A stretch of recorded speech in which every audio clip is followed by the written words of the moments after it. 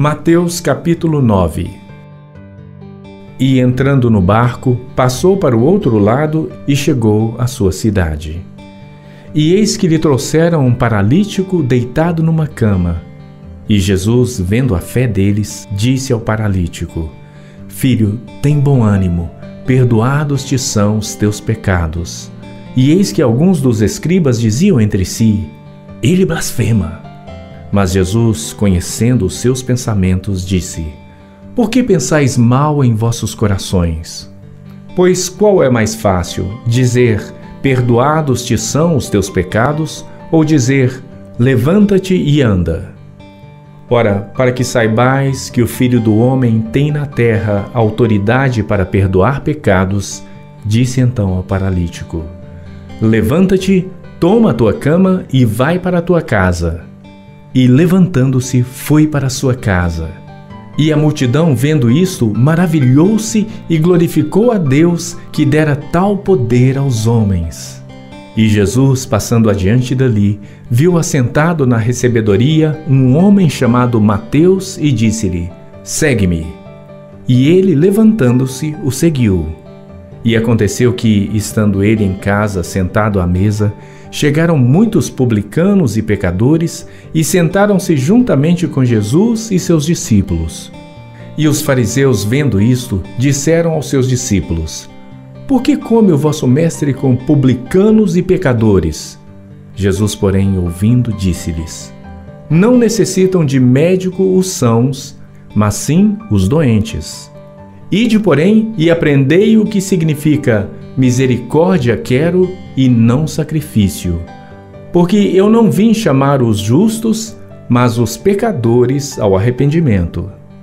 Então vieram a ele os discípulos de João, dizendo: Por que jejuamos nós e os fariseus muitas vezes, e os teus discípulos não jejuam? E disse-lhes Jesus: Podem porventura andar tristes os filhos das bodas, enquanto o esposo está com eles? Dias, porém, virão em que lhes será tirado o esposo, e então jejuarão. Nem se deita vinho novo em odres velhos. Aliás, rompem-se os odres e entorna-se o vinho, e os odres estragam-se. Mas deita-se vinho novo em odres novos, e assim ambos se conservam. Dizendo-lhes estas coisas, eis que chegou um chefe e o adorou, dizendo: Minha filha faleceu agora mesmo, mas vem, impõe-lhe a tua mão e ela viverá.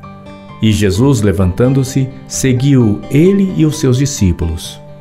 E eis que uma mulher que havia já 12 anos padecia de um fluxo de sangue, chegando por trás dele, tocou a orla de sua roupa, porque dizia consigo: Se eu tão somente tocar a sua roupa, ficarei sã.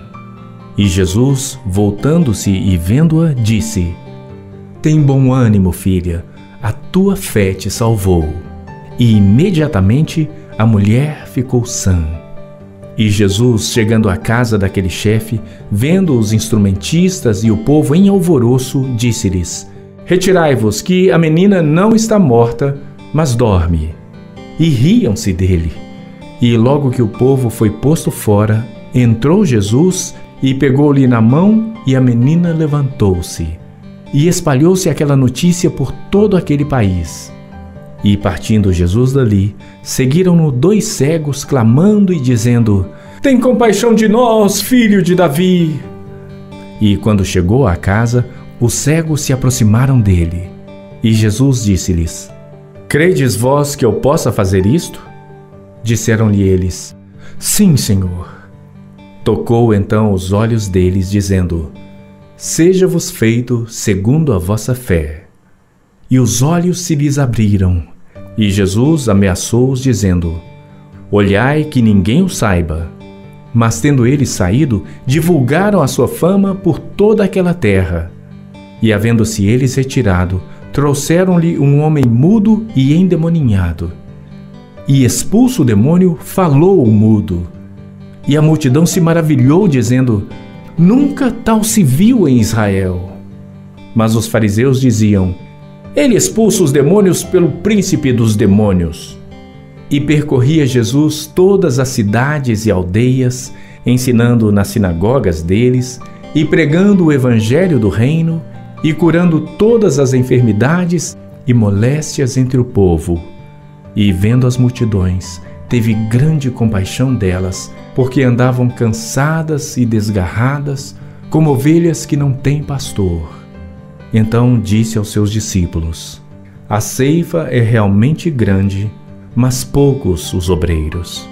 Rogai, pois, ao Senhor da ceifa que mande obreiros para a sua colheita.